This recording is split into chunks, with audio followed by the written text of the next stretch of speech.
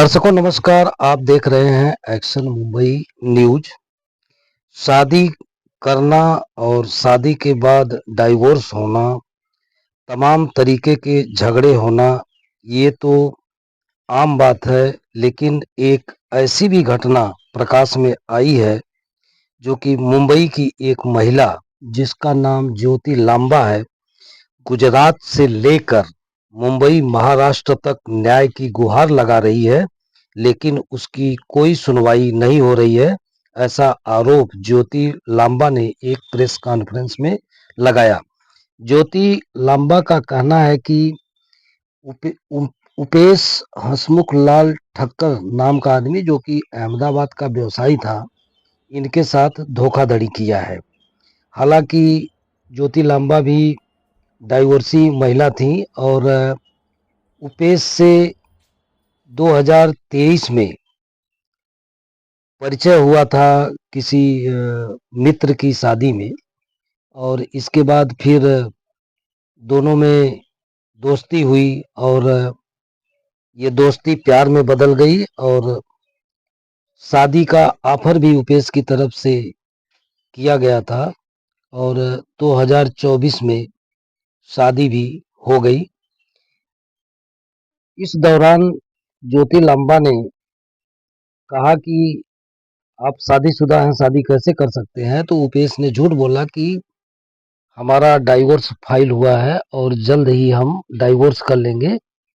लेकिन इतने दिनों के बावजूद भी, इतना समय बीत जाने के बावजूद भी डाइवोर्स नहीं हुआ। और इस बीच उपेश अपनी पत्नी से भी ज्योति की बात करवाता था और फिलहाल दोनों ने शादी कर लिया। और सबसे खास बात ये रही कि पहली पत्नी से इसने डाइवोर्स नहीं लिया था और डाइवोर्स फाइल का झूठा आश्वासन दिया था कि डाइवोर्स हो रहा है। जून 2024 में ज्योति अपने कथित हस्बैंड के साथ अहमदाबाद शिफ्ट हुई और डाइवोर्स पेपर के चक्कर में झगड़ा हुआ और झगड़ा इतना बढ़ गया कि बात मारपीट पर भी हो गई। और उपेश अहमदाबाद में मीटिंग भी करवाया और ये बात हुई कि भाई फैमिली मीटिंग हो और सेटल किया जाए। और ज्योति को फंसाने के लिए उपेश ने वहाँ पे पुलिस में शिकायत भी दर्ज कराई थी और वहाँ की पुलिस बार बार ज्योति को टार्चर करती रही कि ले दे के मामला खत्म करो। और जब ज्योति ने नहीं माना तो उन्होंने कहा कि जहाँ शादी हुई है वहाँ जाके कंप्लेन करो। फिर ज्योति वापस मुंबई आ गई। उन्होंने वर्सोवा पुलिस में कंप्लेन दर्ज की, लेकिन यहाँ भी उनकी सुनवाई नहीं हुई। ज्योति का कहना है कि यदि वो विवाहित था और मुझे पत्नी का दर्जा नहीं दे रहा है तो उसके ऊपर बलात्कार का केस दर्ज होना चाहिए। और ज्योति का ये भी आरोप है कि पुलिस पक्षपात कर रही है और एफआईआर में जो हमारी शिकायत है वो शिकायत नहीं ले रही है। बार बार पुलिस का यही दबाव रहता है कि सेटल कर लें। अब आप ये पूरी कहानी ज्योति के मुंह से ही सुनिए कि क्या कहना है इनका। मेरा नाम ज्योति लांबा है। शादी के बाद ज्योति उपेश ठक्कर मेरा नाम है। मेरे साथ ये हुआ, मेरे साथ धोखा हुआ है। अगर मैं उसकी वाइफ हूँ, उसने एग्री किया, अगर मैं उसकी वाइफ हूँ तो मुझे वाइफ का दर्जा मिलना चाहिए। अगर वो मुझे वाइफ नहीं मानता तो मेरे साथ गलत ही हुआ। शुरू से बताइए कि क्या हुआ, मतलब किससे आरोप लगा रहे हैं, क्या हुआ? उपेश ठक्कर, उपेश हसमुख लाल ठक्कर उसका नाम है। अहमदाबाद का बिजनेसमैन है वो मुझे मिला था मेरी फ्रेंड के बर्थडे पे। वहां पे हमारा नंबर एक्सचेंज हुआ और हमारी दोस्ती हुई और ये 1.25 साल 1.5 साल हम लोग कांटेक्ट में थे। फिर वो 2023 में फरवरी में मेरे घर के नीचे आया, उसने मुझे शादी के लिए बोला। तो मैंने बोला ठीक है, तुम तो शादीशुदा हो। तो उसने बोला नहीं, हमारा डिवोर्स फाइल हो गया है, पेपर आ जाएंगे। फिर 2024 में वापस वो मुझसे मिलने आया। फोन पे हम लोग कंटिन्यू बात करते थे, मतलब 10-10, 8-8 घंटे, 6-6 घंटे डेली एवरीडे हमारे बात होता था। फिर उसके बाद वो आया तो उसने बोला कि पेपर आने वाले हैं, मुझे शादी करनी है। 3 अप्रैल को 2024 में उसने आके मुझे प्रपोज किया। तो मैंने उससे पेपर मांगे तो उसने बोला पेपर आ जाएंगे अभी कुछ टाइम के अंदर ही, आप शादी कर लो, क्योंकि मुझे मई में जाना है बाहर बिजनेस ट्रिप में। तो ऐसे करके उसने अपनी वाइफ से भी मेरी बात कराई और उसकी वाइफ से मैं मिली भी हूँ मई में। मई में उसकी वाइफ से और उसकी भाई की वाइफ से, दोनों से मिली हूँ मई में अहमदाबाद में। उसके बाद यहाँ पे शादी हुई। शादी वाले दिन भी उसने पेपर नहीं लाया, तो उसने बोला था शादी से पहले पेपर ले आऊंगा, मैं शादी में आ रहा हूँ, मैं पेपर लेके आऊंगा। उससे पहले पूजा भी हुई है, वो बोलता है कि जबरदस्ती शादी हुई। वो 11 तारीख को पूजा भी करके गया है यहाँ पे आके, वो भी फोटोज है हमारे पास कि शादी से पहले ग्रह शांति की जो पूजा होती है वो भी हुई है हम दोनों की। उसके बाद वो शादी के लिए हल्दी के लिए आया, हल्दी और शादी साथ में हुई है हमारी। और उसके बाद में वो वहां से 22 तारीख को गया, तो उसका बिजनेस उधर है, तो उसने मुझे बोला कि मेरे को आना जाना पड़ता है, उधर शिफ्ट करते। मैंने भी एग्री किया कि शादी करी है तो मेरे को भी आपके साथ ही रहना है। ऐसा करके उन्होंने मई में उधर स्कूल ढूंढे बच्चों के, मैं मई में उधर गई, घर देखा, स्कूल देखा, फिर हमने डन किया। स्कूल डन होने के बाद हमने फ्लैट डन किया। फिर 8 जून को वो मुझे लेने आया, 8 जून को हम लोग शिफ्ट हुए, 9 तारीख को हम लोग यहाँ से गए, 8 जून को यहाँ पे था। बोला लास्ट दिन आप घूम लो फिर लो, अपने दोस्तों से मिल लो, फिर पता नहीं कब होगा आना। तो ऐसा करके 8 तारीख को वो मेरे साथ ही था लेमेंट्री होटल में अंधेरी में, क्योंकि मेरा सामान तो शिफ्ट पैक करके भिजवा दिया था, तो हम दोनों लेमेंट्री में थे। उसके बाद 9 तारीख को हम लोग जून में उधर शिफ्ट हो गए 2024 में। तो ऐसा करके अच्छे से रह रहा था। अगस्त में मुझे पता चला कि भाई उसने शादी डिवोर्स नहीं फाइल किया, क्योंकि मैं उससे पेपर मांग रही थी। जब उसको पता चल गया कि मुझे पता चल गया वो झूठ बोल रहा है, उधर भी कर रहा है इधर भी कर रहा है, तो हमारे झगड़े होने लगे। मैं उसको बोलती थी कि तुमने मेरे साथ ऐसा क्यों, पेपर दो, क्योंकि मैं भी फंस चुकी थी, मेरे बच्चों का स्कूल बोर्ड चल रहे हैं, वहां पे मैं आ भी नहीं सकती थी। उसके बाद उन्होंने धीरे धीरे हाँ मैं कर रहा हूँ, अभी कर रहा हूँ, उसकी वाइफ से भी मेरी बात कराता रहा कंटिन्यू। उसके बाद वो चीजें बढ़ती गई, फिर उसने आना बंद कर दिया, 15 दिन नहीं आता, 15 दिन बाद फिर आता, फिर कभी 10 दिन नहीं आता, फिर लास्ट में नवंबर के बाद उसने दिसंबर 6 को आया था, फिर सीधा एक एक महीने का गैप देने लगा, फिर 24 को आया। तब मुझे पता चला कि वो बाहर जा रही थी फैमिली के साथ में, स्विट्जरलैंड गया था वो, 27 को मेरे घर से ही गया था। उस वजह से हमारे झगड़े बढ़ते चले गए। तो उसके बाद जनवरी में उसने फिर यही कर दिया कि मुझे नहीं रहना है, ऐसा वैसा, फोन उठाना बंद कर दिया, ब्लॉक कर दिया। मैं वहां पे अकेली पड़ गई, वहां मेरा कोई नहीं था उपेश ठक्कर के अलावा, मेरे बच्चे और मैं, और बच्चों के बोर्ड से मैं आ भी नहीं सकती थी। उसके बाद उन्होंने झूठा झूठा मुझे अपने दोस्त से कॉल करवाया, वो मुझे मैसेज भी उपेश ने खुद ही बोला था कि आप उससे बात करो, उसके दोस्त से बात किया। तो उसने बोला कि हम एक फैमिली मीटिंग रखते हैं, कि उसके चाचा वगैरह को नहीं पता चला, पता नहीं था, अभी पता चला है करके, तो एक फैमिली मीटिंग करते हैं, उसमें सब सेटल हो जाएगा कि आप दोनों का घर बस जाएगा, उसके घर वालों को अगर जैसे चाचा वगैरह को पता चलता है तो मैंने बोला ठीक है। उन लोगों ने टिकट कराई मेरी फैमिली की, मेरी सिस्टर, बड़ी वाली, छोटी वाली, हम चारों सिस्टर, और जिसने शादी मैनेज की थी एस्ट्रोलॉजर, वो भी आई थी उधर वो मीटिंग में। वो मीटिंग में मुझे बोला गया कि पहले तो ये बोला उसके चाचा ने, इसने गलती करी है, उसको 2 थप्पड़ मारूंगा। मैंने बोला इसके 2 थप्पड़ मारने से मेरी लाइफ सही नहीं हो जाएगी। फिर उसके बाद वो लोग मुझे ऑफर करने लगे, मैंने बोला मुझे कोई पैसा नहीं चाहिए, मेरे को मेरा पति चाहिए, ऐसा बोल के ये मीटिंग चली। बोला मुझे नहीं रहना है, तो मैं आ गई। उन्होंने वो सोच समझ की मीटिंग बिठाई थी मेरे घर से आधा घंटा 40 मिनट दूर, और वो साबरमती में उनकी पहचान है, क्योंकि वो हिम्मत नगर गांव का रहने वाला है, अहमदाबाद अभी 2 ढाई साल से ही शिफ्ट हुए वो लोग। तो इसके लिए वहां पे उन्होंने 8 तारीख को मेरे खिलाफ झूठी ऐसी कंप्लेंट डाली। मुझे 8 तारीख को फोन आया शाम को 6 बजे, तो मैंने बोला 6 बजे तो लड़की नहीं आती है, कोई पुलिस स्टेशन में आप बुला नहीं सकते हो। मैंने बोला मैं कल आती हूँ। तो उन्होंने मुझे लोकेशन भेजा, मुझे पता नहीं था, तो मैं लॉयर को लेके गई वहां पे। तो वो झूठा केस बनाया था कि मेरी शादी हुई, लड़की ब्लैकमेल, तो वहां पे गए, तो मैंने बोला मेरी तो शादी हुई है। फिर ये बोल के मेरे लॉयर ने, हम लोग आ गए। फिर उन्होंने वापस फोन किया, तो 14 को मुझे बुला रहे थे, तो मैं हम लोग 15 को उधर वापस गए। तो उन्होंने मुझे बोला कि पैसे ले लो, सेटल कर लो, खत्म कर दो। पुलिस स्टेशन में भी मुझे यही बोला गया, और ना मेरे से कोई राइटिंग में कुछ लिया, मैं लिख के लेके गई थी, जबकि क्योंकि 9 तारीख को गई थी, उन्होंने जो मेरे पे एलिगेशन डाले थे, तो मैं वो लिख के लेके गई थी कि मेरे पास सारे प्रूफ। ना उन्होंने मेरा कोई स्टेटमेंट लिया, ना रिटर्न में कोई पेपर दिया।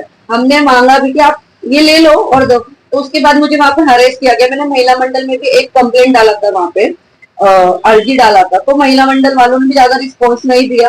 तो मुझे समझ आ गया कि मेरा यहाँ कुछ नहीं हो सकता। और मैं बोड़क देग में भी गई थी उधर, तो उन्होंने बोला जहाँ पे आपकी शादी हुई है वहां जाके केस करो। तो मुझे वहां से निकलना था, क्योंकि मुझे पुलिस वहां के हरेस कर रही थी, बार बार बुला के, ना कुछ कर रही थी, बस पैसों का ऑफर वो लोग कर रहे थे, और मुझे बोल रहे हैं कि मैं मांग रही थी। एक भी प्रूफ अगर उनके पास है कि मैंने पैसे मांगे, हाँ मैंने खर्चे के पैसे मांगे, मेरा हस्बैंड है वो, किस तरह से आपको मैनेज करें? बार बार फोन करके बुला रहे थे। अगर मैं जा रही थी कोई स्टेटमेंट नहीं ली जा रही थी, मैं 2 बार गई, मेरी कोई स्टेटमेंट। ऑफिसर किसी का नाम आपको याद हो करके फोन करके बुलाते हैं? वो राव सर है, उनका नंबर भी है मेरे पास, वो हमेशा मुझे व्हाट्सएप कॉल ही करते हैं, नॉर्मल कॉल नहीं करते। अगर आप पुलिस वाले तो आप मुझे नॉर्मल कॉल करो ना, क्योंकि वो फोन पे भी मेरे बेटे का नाम लेके मुझे डरा रहे थे, आपका बेटा कौन से स्कूल में पढ़ता है, ये वो। मैंने वो कंप्लेंट में भी डाला, पर उन्होंने मेरी वो कंप्लेंट वापस रिटर्न में नहीं ली गई। तो मैं समझ गई कि मुझे डरा रहे हैं, और मुझे उधर 6 तारीख को भी ये बोला था, तुम कुछ नहीं कर पाओगी, मैं हम पैसे वाले हूँ। फैमिली के नाम पे उसके सिर्फ चाचा जी थे, बाकी एक उसका दोस्त था प्रदीप पटेल जिसने मीटिंग अरेंज की थी, एक वो था एचसी पटेल, और एक दो जन को तो मैं बिल्कुल नहीं जानती थी, कोई पॉलिटिशियन थे, और एक लेडी आई थी। तो उन लोगों ने मुझे यही बोला कि तुम पैसे लो, अपनी जिंदगी सेटल करो और चली जाओ। मैंने बोला मुझे कोई पैसे नहीं चाहिए। वहां पे ये 3 घंटा यही बात चली, सब मुझे मना रहे थे कि अपनी फ्यूचर बनाओ, ये करो वो करो, पर मैंने किसी की बात नहीं सुनी। मैं वहां से चुपचाप चली आई। तो ये मुझे फंसाने के लिए किया गया था, और वो लोग ही ऑफर कर रहे हैं, और वो लोग ही मुझे मीटिंग में बुलाए। मेरे पास सारे प्रूफ है, हमने तो मीटिंग नहीं रखी थी, कोई मीटिंग नहीं रखी।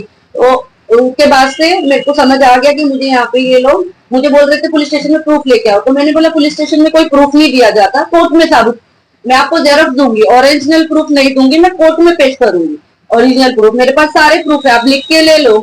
उन्होंने मेरा कोई नहीं लिया। फिर मैं 17 तारीख को इधर आ गई। मैंने उनको बोल के आई कि मैं मुंबई जा रही हूँ। मैंने वो राव मुझे बहुत फोन कर करके परेशान कर रहा था, तो मैंने उसको झूठ बोला कि मेरे पास तो पैसे नहीं, मैं लोन निकालने जा रहा। अगर मैं उनको बोलती मेरी इधर कंप्लेंट डालने आई तो मुझे और हरेस करते। तो मैं वहां से आई, और 26 फरवरी से मैं यहाँ पे आई, फिर वकील ढूंढा, ये सब किया। 26 फरवरी से मैं इधर जा रही हूँ, वर्सोवा पुलिस स्टेशन।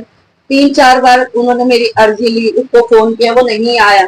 उसके बाद बहुत प्रेशर के बाद उन्होंने मेरी एफआईआर ली। एफआईआर में भी उन्होंने वो नहीं डाला, जो अगर वो मुझे वाइफ ही नहीं मानता तो उसने मेरा एक तरह का यूज ही किया है ना, तो उन पे लगना चाहिए ना एलिगेशन। वो बड़ा आदमी, उसने मुझे पहले ही धमकी दी, तुम मेरे खिलाफ कुछ नहीं कर पाओगे, मैं सब कुछ खरीद लूंगा, इससे अच्छा तुम जो मिल रहा है वो लेके चले जाओ। मुझे ऐसे डराया जा रहा था, मेरे बच्चों का नाम लेके भी डराया जा रहा था। उसके बाद उन लोगों ने यहाँ पे पुलिस भेजी। अगर आप मुझे गिरफ्तार करने के लिए पुलिस भेजो, तो मेरे घर का एड्रेस तो था उपेश ठक्कर के पास, वहां नहीं भेजा जहाँ मैं पहले काम करती थी। अभी मैं 1 साल से वहां हूँ ही नहीं, 1 साल हो गया मेरे को काम छोड़ के, जब से मार्च से, पिछले मार्च से, जब से उपेश ने मेरा काम छोड़ा, मैं वहां कभी पैर ही नहीं रखती। वहां पे पुलिस भेज रहा है इधर, तो मेरे घर पे क्यों नहीं भेजो? सिर्फ डरा रहे हैं मुझे, और वहां बुला के मुझसे सेटलमेंट करना चाहते हैं, और कुछ नहीं। बच्चे कितने हैं आपके? 2। उसी से नहीं, पहले डिवोर्स हो चुका है मेरा। अभी आप क्या चाहते हो? मैं चाहती हूँ अगर या तो वो मुझे इज्जत से वाइफ बनाए, जैसे शादी किया है उसने मुझसे, नहीं तो उसको फिर वो 376 पुलिस वालों को लगाना कि उसने मेरा यूज किया शादी के नाम पे, मुझे धोखा दिया है। कितना दे रहा है आपको? मुझे 3 से 4 लाख रुपए महीने का देता था, जिसमें 62,000 रेंट जाता था, और घर का खर्चा, और थोड़ा बहुत कैश देता था हाथ में घर के खर्चे के। छुड़ाने के लिए कुछ अमाउंट ऑफर किया है आपने? नहीं, मैंने मना बोल रहे थे मुझे कि तुम क्या चाहिए तुम्हें, बोलो, ये वो, मैंने कुछ बोला ही नहीं। शादी का फोटो है आपके पास? हाँ, शादी का फोटो, वीडियो, पंडित, सब कुछ है, फोटोग्राफी। हाँ, है, उनकी फोटो है, सब फोटो है मेरे पास। क्या फोटो है? हाँ, उनका नाम क्या है? उपेश हसमुख लाल ठक्कर। दिल्ली वेस्ट में कहाँ रहती हैं आप? मैं वर्सोवा में रहती थी, उसके बाद मुझे अहमदाबाद शिफ्ट किया गया। मेरा सारा सामान उधर है, मैं उधर से इधर बैठी हूँ। उधर के रूम ओनर का भी मुझे फोन आ रहा है, उसने जनवरी से मुझे खर्चा बंद कर रखा है, रेंट वेंट कुछ नहीं दिया हुआ।